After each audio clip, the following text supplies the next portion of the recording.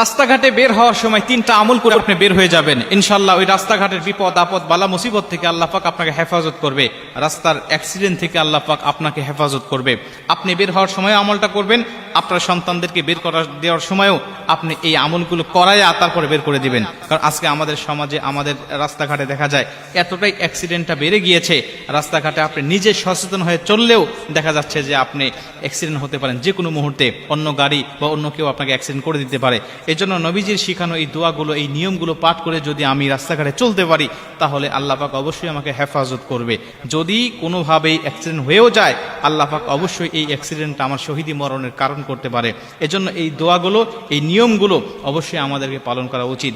প্রথম কথা হলো, যদি আপনি দূরবর্তী কোনো সফরে রওনা হন, যেটা আপনি সফরের জন্য রওনা হয়েছেন, কসরের অন্তর্ভুক্ত আপনি হয়ে গিয়েছেন, এমন যদি সফর হয়ে থাকে 15 দিনের জন্য আপনি 48 মাইলের অধিক আপনি অতিক্রম করবেন, এমন যদি সফর হয়ে থাকে, প্রথম আমল হলো আপনি বের হয়ে যাওয়ার সময় 2 রাকাত নামাজ আদায় করে, নফল নামাজ আদায় করে বের হয়ে যাবেন। নবীজি বলছে এই 2 রাকাত নামাজ আদায় করে যদি কোনো মানুষ সফরে বের হয়ে যায়, আল্লাহ রাব্বুল আলামিন এই নামাজের বদলতে ওই ব্যক্তির জিম্মা নিয়ে নেন, ওই ব্যক্তির জিম্মাদারি নিয়ে নেন, রাস্তাঘাটের বিপদ আপদ বালা মুসিবত থেকে আল্লাহ পাক তাকে সম্পূর্ণ হেফাজত করে।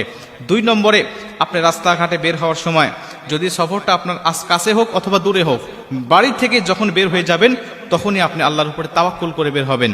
বিসমিল্লাহি তাওয়াক্কালতু আলাল্লাহ লা হাওলা ওয়ালা কুওয়াতা ইল্লা বিল্লাহিল আলিয়্যিল আযীম। এই দোয়াটা আমরা সকলেই জানি, ছোট্ট একটি একদম কমন একটি দোয়া।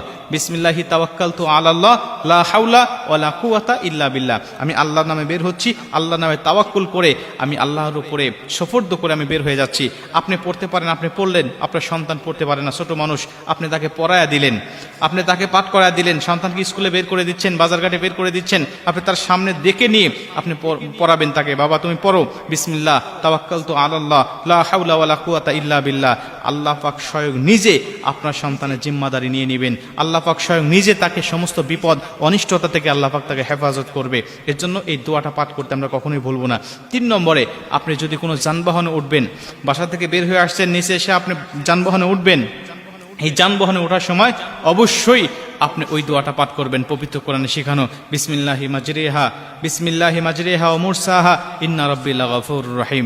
এই দোয়াটা আপনারা বেশি বেশি পাঠ করবেন।